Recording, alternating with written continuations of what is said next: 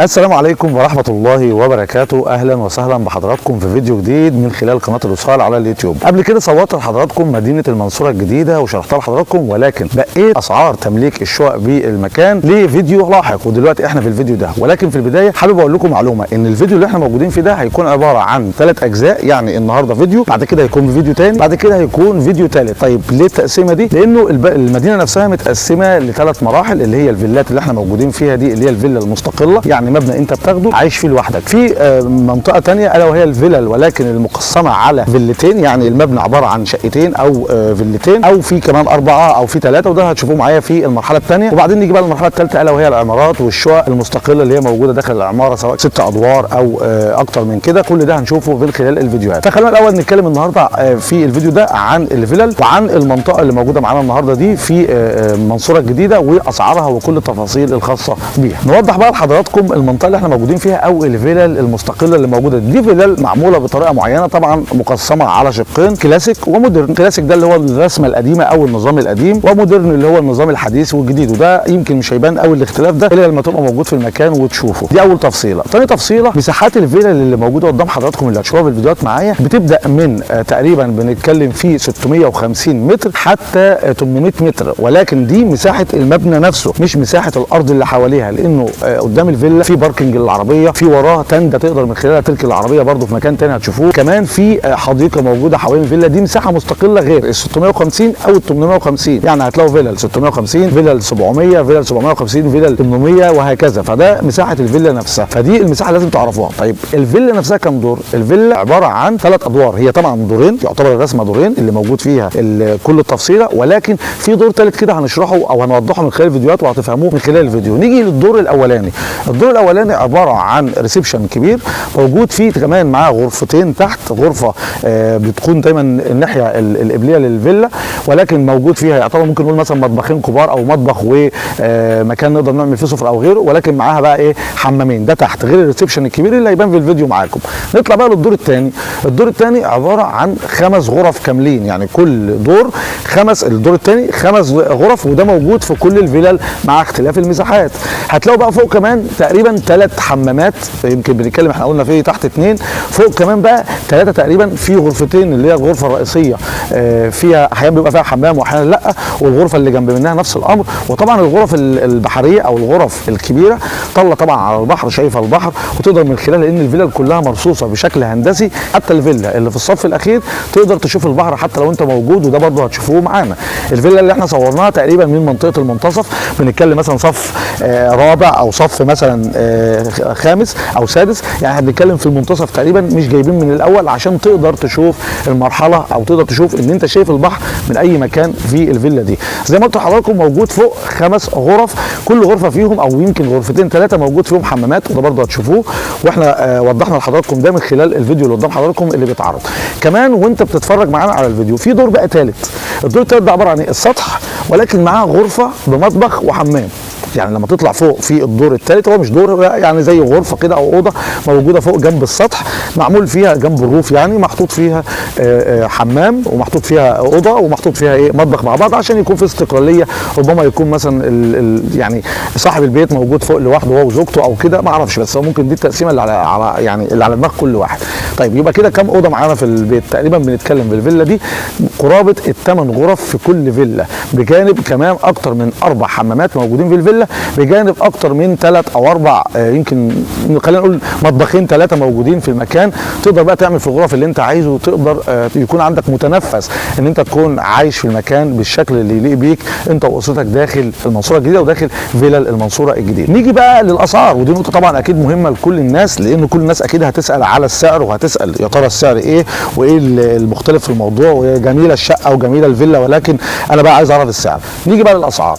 الاسعار طبعا بتتراوح ما بين الفيلا دي، ما فيش سعر ثابت، يعني ما ينفعش نقول مثلا ان الفيلا دي فليكن بمليون او ب2 أو 3، لا، هي اسعار اسعار متفاوته. بتبدا هنا في المنطقه الاولى او في المستوى الاول الا وهو مستوى الفلل، بتبدا من تقريبا قرابه ال 15 مليون انتهاء ب 25 مليون. زادت طبعا، بكلم حضراتكم على سعر النهارده، ممكن بكره الوضع يتغير سواء كان في الزياده او في النقصان. وعلى فكره قبل كده في الفيديو الاولاني اللي كنت عرضته على القناه وهو موجود في الفيديو كانت الاسعار مختلفه شويه تحت. دلوقتي مع وجود المكان وتم افتتاح المكان خلاص الاسعار اتحركت لفوق. فاحنا بنتكلم 15 مليون حتى 25 مليون. ايه اللي بيغير السعر؟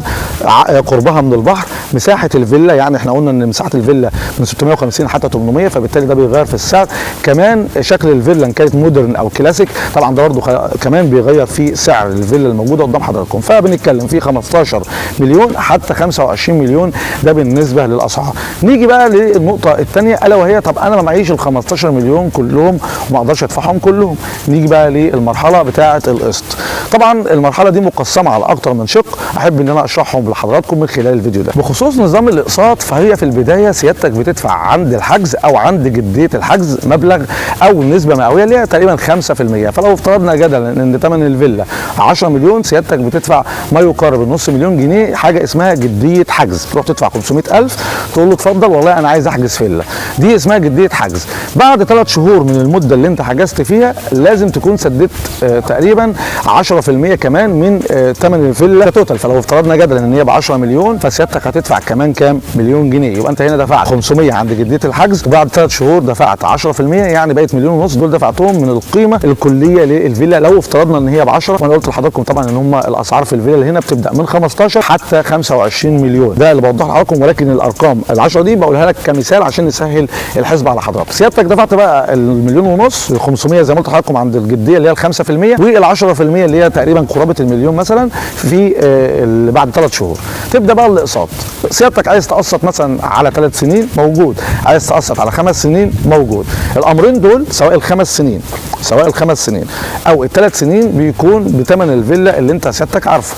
لكن هتطلع بقى بثمن الفيلا، يعني هتطلع بالاقساط مثلا 7 سنين او 10 سنين، هتبدا تخش في نقطه ثانيه الا وهي بقى ايه؟ فكره ان انت تدفع زياده اللي هي 3.5% زياده على ثمن الفيلا. يعني لو افترضنا برضو ان هي 10 مليون تدفع 3.5، فقرابه ال 350,000 هيزيدوا او ايا كان الرقم، لان في النهايه الشركه هي اللي هتقول لك على الكلام ده وهي اللي هتتفق معاك. لكن انا بقول لك الاسعار اللي تقريبا موجوده بحيث يبقى عندك معلومه لو فكرت تيجي تشتري. وزي ما قلت لحضراتكم هنروح للشقق وهنروح لكل الاماكن، ولكن خلونا ناخدها مرحله مرحله. زي ما قلت لحضرتك بتدفع لو انت قسطت على 3 سنين، لو انت قسطت على 5 سنين بتقدر من خلالهم تاخد الامر بثمن الفيلا. لكن لو انت اخدت اكتر من كده بتدفع نسبه مئويه توصل ل 3.5%، توصل بقى نص مليون زياده، مليون زياده على حسب المده الزمنيه وعلى حسب كلام الشركه معاك. دي بالنسبه لطريقه الاقساط. طيب بدفع بقى الاقساط كل شهر؟ لا، بتدفع الاقساط عباره عن ربع سنوي، يعني نظام كباري، يعني نظام كل 3 شهور بتدفع قسط، كل 3 شهور بتدفع قسط. فكل ما دفعت مبلغ، يعني كل ما خدت سنه اقرب، يعني مثلا خدت 5 سنين اقساط، ده بيخلي الموضوع بيبقى مثلا رقم كبير شويه. لكن لو خدت 7 الرقم بيقل شويه، وهكذا بقى. فانت طبعا تقدر تحسبها من خلال وجودك واختيارك المكان اللي انت عايزه او الفيلا اللي انت عايزها، تقدر من خلالها تحدد العدد السنين اللي انت عايز تقسط فيها على حسب قدرتك الماديه وعلى حسب امكانياتك. طبعا لو عايز كاش مفيش اي مشكله برضو. اما فيما يتعلق بالتشطيب ففي فيلا تم تشطيبها بشكل سوبر لوكس، وفي فيلا زي ما هتشوفوا في الفيديو اللي معايا نص تشطيب، علشان انت مع نفسك تقدر تقرر هتكون شكل الفيلا ايه، الوانها ايه، الاضاءه فيها عامله ازاي. كل دي بتاعتك انت بقى كمالك للمكان، تقدر من خلاله تختار الشكل اللي انت عايزه للفيلا بتاعتك او للمكان اللي انت قررت فيه تكون عايش. دي الفيلا ودي تقسيمتها. طبعا شرحت لحضراتكم المكان، شرحت لحضراتكم النسبه المئويه، شرحت لحضراتكم الاسعار، شرحت لحضراتكم طريقه الاقساط، كمان وريتكم الفيلل. اتمنى ان الفيديو ده يعجب حضراتكم وان شاء الله يكون فيه طيب ليكم. وعايز اقول طبعا اكيد كمان انه الشركه المسؤوله، طبعا ما ينفعش اقول الاسم عشان برضه الاعلانات وبتاع، ولكن هي شركه واحده بس مسؤوله تقدر من خلال ان انت توصل لها بكل سهوله، وهي الشركه المتعاقده مع الجهاز ومع الدوله، تقدر من خلالها تشتري الفيلا بتاعتك. موجود طبعا اكيد مسوقين عقاريين، ناس محترمين بيشتغلوا في المجال، ولكن في النهايه لو حابب تروح للشركه مره واحده اهلا وسهلا. ولكن في النهايه دي القصه كلها. زي ما قلت لحضراتكم هيكون في فيديو تاني للمرحله الثانيه اللي هي الفيلا اللي مرتبطه ببعضها الملتصقه، يعني اللي هو المبنى فيه فيلتين او 3 أو 4، هيكون بعد الفيديو ده ان شاء الله. اتمنى يكون الفيديو عجب حضراتكم. طبعا اكيد لو عجبكم ما تنسوناش بقى بالدعم من خلال اللايك والشير والاشتراك في القناه. ان شاء الله نلتقي مع بعض تاني في فيديو تاني. دمتم بخير والسلام عليكم ورحمه الله وبركاته.